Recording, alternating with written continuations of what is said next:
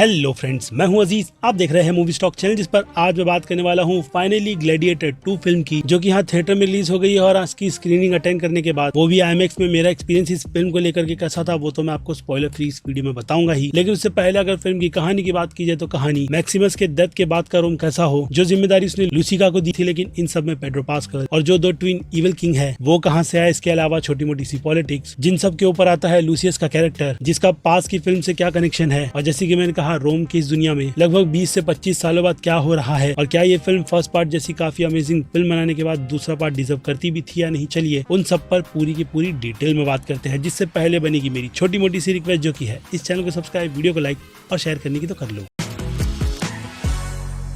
So friends, सबसे पहली बात तो ये कि आप इस फिल्म को फैमिली के साथ इसके वॉयलेंस के चलते नहीं देख सकते। जो एडल्ट का सर्टिफिकेट मिलने के बाद भी सेंसर बोर्ड ने इस फिल्म से जो भी चीजें काटी है वो डेफिनेटली आपको स्क्रीन पर फील होती है, और उसे हम जैसी ऑडियंस का एक्सपीरियंस तो बड़ी स्क्रीन पर खराब होता ही है, क्योंकि उस कट के चक्कर में साउंड मैच नहीं होता और कहीं ना कहीं सीन थोड़ा एब्रप्ट सा लगता है। इसके अलावा हिंदी डब का तो पता नहीं, लेकिन ओरिजिनल लैंग्वेज में ये फिल्म उस टाइम पीरियड के हिसाब से थिएटर में थोड़ा हंसी वाला माहौल बना रही थी, खास करके रवि के उस डॉक्टर वाले इंट्रोडक्शन पर। जिसके अलावा ये फिल्म आपके ऑलमोस्ट 2.5 घंटे का वक्त मांग रही है, जो कि मुझे लगता है कि लेंथ के हिसाब से थोड़े से इधर उधर हो गए। जिसके अलावा पहले पॉजिटिविटी पर ही रहे तो नो डाउट रेड्डी स्कॉट इस एज में डेफिनेटली उन गिने चुने डायरेक्टर में आते हैं जिन्हें परफेक्टनेस की कैटेगरी में रखा जाता है, क्योंकि इस एज में पॉसिबल ही नहीं कि मेकर्स वो भी इतने बड़े बजट पर फिल्में बना करके लोगों को इतनी परफेक्ट तरीके से दे। हालांकि बीते कुछ सालों से उनके कंटेंट में जिस तरीके की वो कहते हैं ना कि थोड़ी सी कहानी के माध्यम से गिरावट आई है, उस पर तो मैंने ऑलरेडी नेपोलियन के रिव्यू में बात की ही थी। जैसा डर मुझे ग्लैडिएटर 2 फिल्म को भी लेकर लग रहा था, लेकिन अब इस फिल्म को देखने के बाद, खास करके जब इसके फर्स्ट रिएक्शन निकल कर आए थे, तो उस हिसाब से पॉजिटिविटी बहुत ज्यादा भर गई थी। और फिर क्या था, उन्हीं सब पर डिलीवर करते हुए, जिसका पहला पार्ट मैंने रिसेंटली देखा है, कोशिश करूंगा रिव्यू बना करके दे दूं, तो डेफिनेटली यही कहूंगा कि ये फिल्म फर्स्ट पार्ट के ही ट्रैक पर आपको उसी पुराने जोन में ले जाती है जहां पहले पार्ट ने कहानी के माध्यम से आपको बहुत ही अच्छी खासी पॉलिटिक्स और एक्शन उस लेवल के हिसाब से अच्छे दिखाए थे। लेकिन ये फिल्म उससे 2 कदम आगे जाते हुए अपने स्केल को तो बढ़ाती ही है, जिसके चलते ये फिल्म प्रोडक्शन की क्वालिटी में कहीं पर भी मार नहीं खाती। यानी टाइम पीरियड, कॉस्ट्यूम से लेकर के सेट डिजाइनिंग तक भी इस फिल्म की इतनी ज्यादा अमेजिंग है कि देखकर ही आप सीधे उस फिल्म को कहते हैं कि जोन में घुस जाते हो। और इन सब पर टैलेंटेड एक्टर अपनी अच्छी से अच्छी परफॉर्मेंस देकर के इस फिल्म को समहाउ सीक्वल के नाम का अच्छा खासा टैग भी दिलवाते हैं, जिसकी स्टोरी की कंटिन्यूएशन अगर आपने पहला पार्ट नहीं देखा है तो आपको हाईली रिकमेंड रहेगा कि आप वो देखो, तभी जाकर के आप इस वर्ल्ड और यहाँ पर जो कुछ भी चल रहा है उसकी सिचुएशन से रिलेट कर पाओगे। लेकिन अगर छोटी सी नेगेटिविटी पर आऊँ तो वो जो 2 इविल ट्विंस थे, हाँ वही किंग की बात कर रहा हूँ, उनकी स्टोरी और पॉलिटिक्स देखने में मैं बहुत ज्यादा इंटरेस्टेड था कि ये सब कुछ हुआ तो हुआ कैसे है, वो भी मैक्सिमस के इतना ज्यादा सेक्रीफाइस और अच्छे हाथों में रोम की सत्ता देने के बावजूद। लेकिन डायरेक्टर ने वहाँ पर वो कहते हैं ना कि उन्हें अगर क्रिटिसिज्म मिलेगा तो चालाकी दिखाते हुए बस शुरुआत में डिस्क्लेमर ही डाल दिया कि मैक्सिमस के बाद की सिचुएशन अब रोम में कई सालों बाद किस तरीके की करप्ट फोर्स ने ले ली है। जी हाँ, बस यही वर्ड जो ग्लैडिएटर 2 फिल्म को जन्म देता है। और इसके अलावा फिल्म की लेंथ तो है ही, जिस पर मैं आपको ऑलरेडी बता चुका हूँ कि छोटी हो सकती थी। बाकी फिल्म का ये ऑनेस्ट टेक उसी कहानी को रिपीट मोड में दिखा करके, हाँ कह सकता हूँ कि कई सारी ऑडियंस को फ्लैशबैक मोड में डालता है कि उन्होंने ये सारी चीजें ऑलरेडी देख रखी है। लेकिन समहाउ अगर फिल्म खुद की प्रेजेंटेशन बहुत ही ज्यादा स्ट्रॉन्ग रखे, वो भी काफी अमेजिंग से एक्सपीरियंस के साथ, जिसने डेफिनेटली IMAX में इस फिल्म को कोलोसियम जैसे पूरे इवेंट का मजा दे दिया था, तो उसके लिए तो डेफिनेटली ये फिल्म आपको IMAX में जाकर के चेकआउट करनी चाहिए, जिसके चलते मेरी नजर में ये फिल्म अच्छी बन पड़ी है। लेकिन हाँ, इतनी भी ज्यादा ग्रेट नहीं कि जो लोग इसे मास्टरपीस तक का टैग दे रहे थे तो समझ जाओ ये वो फिल्म नहीं है। लेकिन हाँ, अगर रियलिज्म की बात करें, हाँ हिस्टोरियंस को छोड़ करके जिन्होंने ऑलरेडी इस फिल्म के रिलीज होने से पहले इसकी जितनी ज्यादा बैंड बजाई है वो तो आपको पता ही होगा, लेकिन उससे हटकर फिल्म में कौन से कैरेक्टर के साथ क्या हो जाए, वो भी काफी रियल सिचुएशन के साथ, कि किसी अगर मारा जा रहा है तो वो ज्यादा ओवर एक्टिंग नहीं कर रहा, मतलब डायरेक्ट मर ही जा रहा है। और इसके अलावा वॉर की सिचुएशन में भी जो प्रोडक्शन क्वालिटी भाई साहब दिखाई गई है, फिर से कहूंगा रियलिज्म के तड़के के साथ, तो उसे देख करके यही फील होता है कि भाई पहले के टाइम पर लोग जीने के लिए बहुत ज्यादा सर्वाइव करते थे, क्योंकि कानून नाम की कोई चीज न होने की वजह से हर कोई वॉरियर मूड में ही रहता था। लेकिन वो कहते हैं कि इन सब में अगर मैं किसी एक्टर को पिक करके निकालूं तो डेंजल वॉशिंगटन जैसे अगर फिल्म में एक्टर हो गए तो फिर उनका नाम सबसे ऊपर निकल करके नहीं आए तो ये बात गलत होगी, क्योंकि पूरी फिल्म में उनका कैरेक्टर मेरे लिए थोड़ा अनप्रेडिक्टेबल सा था, जो कब किस तरफ पलट जाए वो तो ना आप फिल्म देखते वक्त बता सकते हो और ना ही मैं, क्योंकि ऑब्वियसली स्पॉइलर की कैटेगरी है। लेकिन उन सबसे हटकर जैसे कि मैंने कहा, डेंजल वॉशिंगटन ने बहुत ही ज्यादा सरप्राइज किया है, और ऐसा ही कुछ फिल्म के लीड एक्टर ने भी। बाकी पेड्रो पास्कल मोए खैर उस पर ना बढ़ते हुए अगर फिल्म की बाकी दूसरी चीजों की बात की जाए तो फिर से प्रोडक्शन क्वालिटी ही हर एक फ्रेम में आपको इस बात का एहसास करवाती है कि ये फिल्म कितनी ज्यादा मेहनत से बनाई गई है। जिसके बाद सीधे अब रेटिंग के पोर्शन पर बढ़े तो एक्शन के लिए मैं इस फिल्म को, जो इस फिल्म में टीजर के तौर पर डाले गए, यानी शुरुआत होती है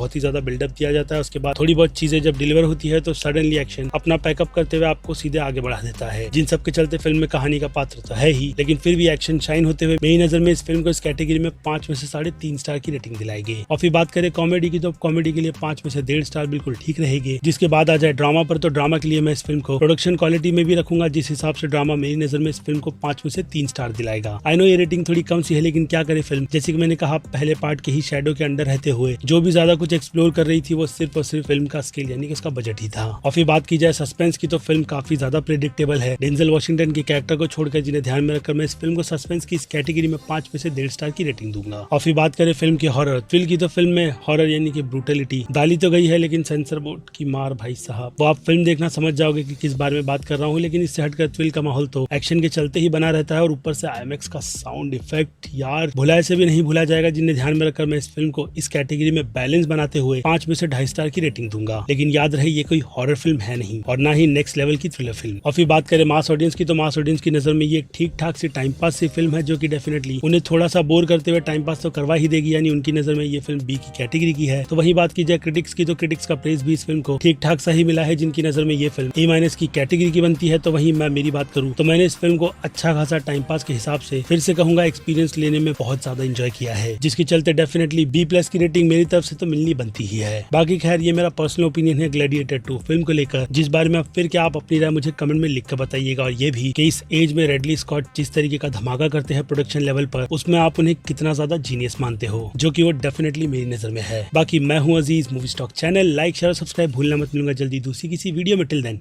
bye.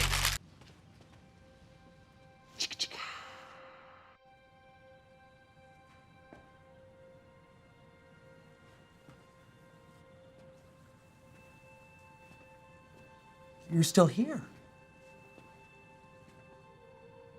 It's over. Go home.